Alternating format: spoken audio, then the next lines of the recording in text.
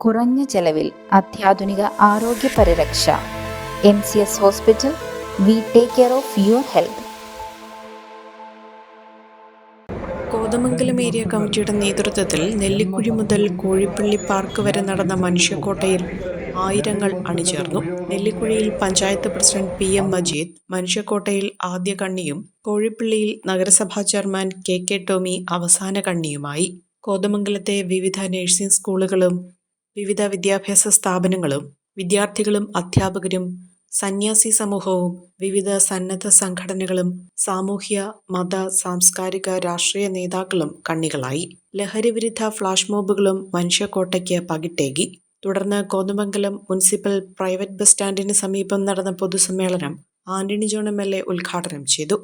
ഇത് സമൂഹത്തിന് എതിരായിട്ട് അല്ലെങ്കിൽ സമൂഹത്തെ ആകെ ഇല്ലായ്മ ചെയ്യുന്ന അല്ലെങ്കിൽ സമൂഹത്തെ ആകെ ബാധിക്കുന്ന മഹാവിപത്താണ് എന്ന് കണ്ടുകൊണ്ട് തന്നെയാണ് ബഹുമാനപ്പെട്ട മുഖ്യമന്ത്രി ആഹ്വാനം ചെയ്തതുപോലെ ഒരു വശത്ത് ശക്തമായ നിയമ നടപടികൾ, എൻഫോഴ്സ്മെന്റ് പ്രവർത്തനങ്ങൾ തുടരുന്നതിനോടൊപ്പം തന്നെ ജനങ്ങളുടെ വലിയൊരു കൂട്ടായ്മ ഈ പ്രവർത്തനവുമായി ബന്ധപ്പെട്ടുകൊണ്ട് സംസ്ഥാനത്ത് ഉണ്ടാകണമെന്ന് കണ്ടിട്ടുള്ളത്.